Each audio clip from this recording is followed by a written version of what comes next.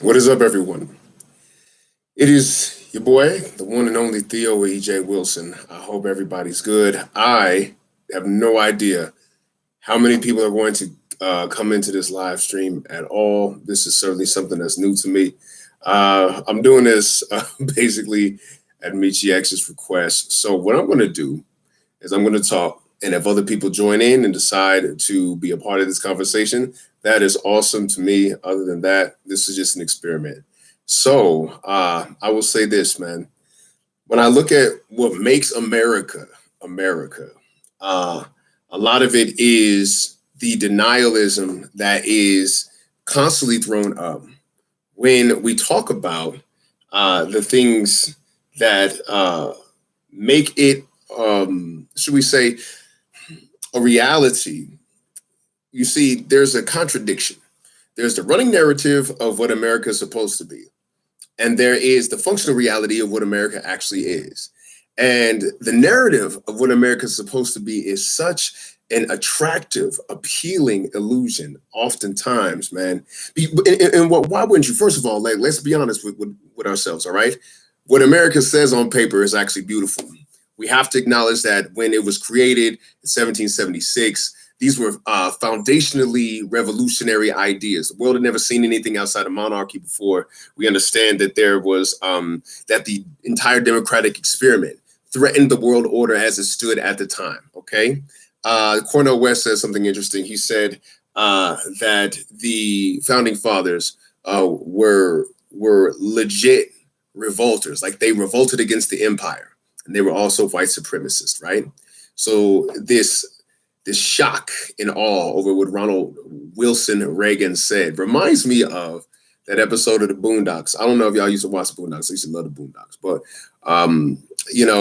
so Huey, he goes out there into the garden party with all the white folks and says Ronald Reagan is the devil, and in his imagination of it, everybody just loses their minds. I can't believe somebody called Ronald Reagan the devil, right? In real life, he was just called articulate. But we as Black people always knew this. It was nothing that was shocking to us, man. We understood. It shows up, and it shows up in the fine print. It shows up as the devil in the details. I know that institutional racism, to an extent, is the most deadly racism because it doesn't have to leave the N word around. It doesn't have to like express itself explicitly as bigotry. All it does is leave bodies in the way. So when you look at Ronald Reagan's track record when dealing with the Black Panthers, everybody in Oakland could have told you who this man was. I mean, if you look at Reaganomics and how it affected the Black community, if you look at the fact that crack cocaine magically showed up under Ronald Reagan's administration in our community, then we can definitely tell you, yeah, this is exactly who this man has always been. It's so interesting because when you look at how the tape came about because somebody from the archives, the National Archives, literally released part of that conversation before, and it was supposed to get released, they said, I believe in 1990, then once again in 2013, and those pieces were edited. It was actually edited. The dude who most recently found it was the first one to release it in its full form. But people have been knowing about this, right? It's been a cover up. Literally, the reason why this evidence has not been released to the public is because people didn't want to admit what Ronald Reagan actually was and who he actually was. You know what I'm saying? And there's a whole Ronald Reagan Foundation. There is straight up, what you call it, the Ronald Reagan Airport. You see what I mean? All based on this illusion of who he's supposed to be. It's so interesting to see like conservatives bring up his name as if he is the stalwart, the bulwark of everything that is conservative, everything that embodied the ideals of conservatism was supposedly Ronald Reagan, right? You know what I'm saying? Ronald Reagan specifically was the first corporate president. He was the one who, under his watch, destroyed the unions. It's because of Ronald Reagan that we don't have a living wage right now. If you look, the price of living has increased, but wages have basically stagnated since the 80s. Like, it should be a crime to start somebody off at $30,000 a year. That's insane, right? You can do that thanks to Ronald Reagan. So it was a part of what his ethos is and what it means, you know what I'm saying, that made Ronald Reagan hopefully will make him somebody who is a subject a little bit more of our critique in terms of the historical context of who this man actually is. So what I got to say about that is it makes a lot of sense that there's this reaction in conservative America specifically. Um, One must ask, what are conservatives conserving? Dr. Claude Anderson taught me how to ask that question. What are conservatives conserving?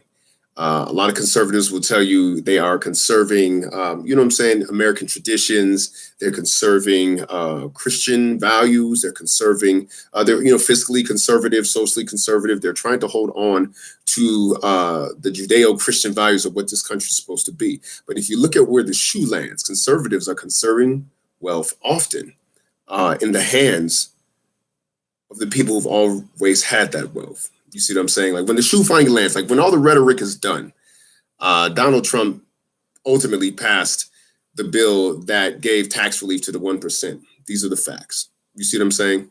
Ultimately, a lot of Ronald Reagan's conservative rhetoric was based on the rhetoric of William Buckley.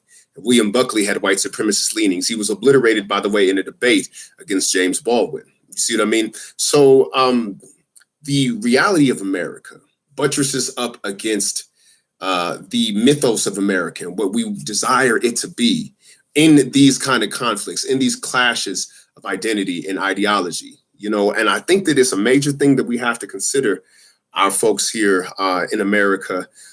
We have to figure out who we really are if we're going to move any little bit towards what we want to be. And we can't do that if we're living in the illusion, you see. It's a sad thing because when you see somebody disabused of their illusions, it's always kind of painful to witness. It's like when you tell a kid the first time that there ain't no Santa Claus.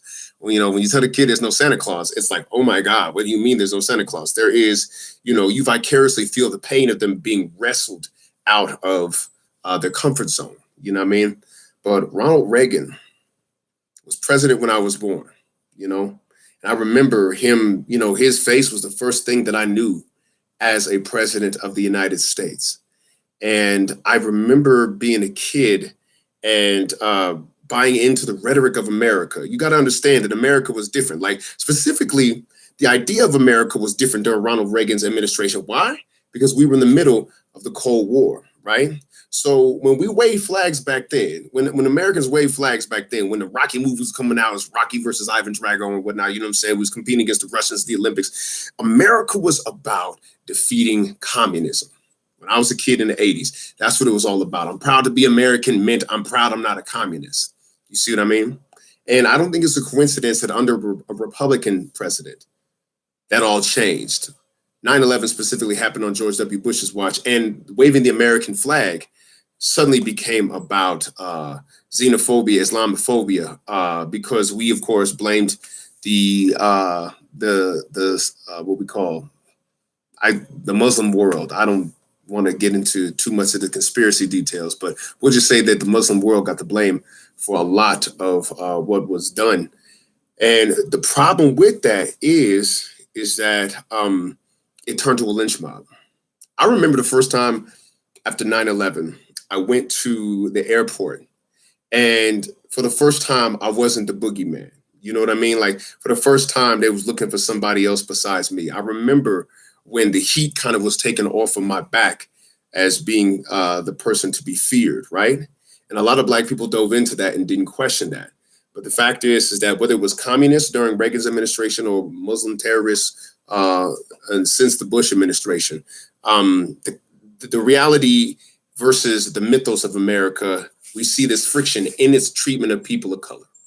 That's where you see the friction of America in its treatment of people of color. You know what I'm saying? So when you talk about conservative versus liberal, it has a different tension when you're talking white conservatives versus white liberals. When you talk about conservatives versus Black and brown and red and indigenous and Arabic people, right? And Asian people, when you talk about specifically, when you talk about conservatives versus Black people, in our world, the thing that is being conserved is the very wealth, resources, and status ripped from our ancestors' backs and now inherited and passed down in the within the wealth of white society, which is why reparations is on the table right now, because when it's in it, that's morally wrong and whatnot. But I would say that America would do itself a favor to look squarely into the legacy of Ronald Reagan. It would do itself a favor. And when we finally have the fortitude intestinally to do that, then probably we'll be able to first and foremost and finally reconcile with who we are as a country, actually. You see what I'm saying?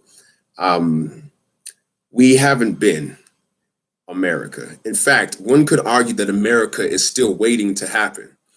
Um, when Ronald Reagan said the things that he said, it seems all too familiar. It seems like finally an institutional racist event was caught on tape, right? I always say that there's three kinds of racism. There's institutional, there's interpersonal, and there's internalized, right? We know interpersonal racism very, very well. Interpersonal racism is just simply, I don't like these people. I got bigotry. I got racial slurs toward them and whatnot, right? That's one thing. Institutional racism is when you can use the mechanism of society to affect a broad swath of people and not have a single racial slur uttered. And now we figured out that that's actually who Ronald Reagan was. You know what I'm saying? And as conservative America grapples and wrestles with this, I heard a collective laugh from Black America, like, duh, we could have told you who this man is. Don't be shocked. That's the problem with deceiving yourself about what's going on, because you give yourself illusions that will eventually be taken away from you. And then there's that disappointment. That's not necessary if you have the fortitude to face exactly what this country has been for the people who have not been included in the wealth and power that America is so prestigious for. And so I would say, in a final word, deal with yourself, America. Deal with yourself. Because all of these illusions are based on people, frail human beings. Even if you're talking about millions and billions of them, they're just frail human beings, and the lie only lives for as long as they do. Sometimes even shorter when they choose to tell the truth. Tell yourself the truth about what Ronald Reagan was. Tell yourself the truth about what this country is. And when you do that, and only when you do that, do you have the chance to actually make America perhaps what it's supposed to be. And it is only measured in its success by how well it treats Black folks, right? That was the whole appeal of Barack Obama. Like, yeah, this guy, he's got an African father and he's Black and the American dream is real. Like, you measure the American dream and its reality based on how well it treats Black people. It should be measured actually how well y'all treat indigenous people, to be honest with you. If y'all ain't spend no time on the reservation, it's a whole different animal than the hood. I'm just telling y'all. But how well you treat Black folks is how well the American dream actually is doing. Think about it. You know what I mean? That's my word for the day. This is my first live stream. So leave your comments below. I'd love to read them, and I hope everything goes well for y'all. Face the true legacy of Ronald Reagan. Black folks been knowing who this cat was, and it's time that you do too. And I'm gonna just say peace. All right.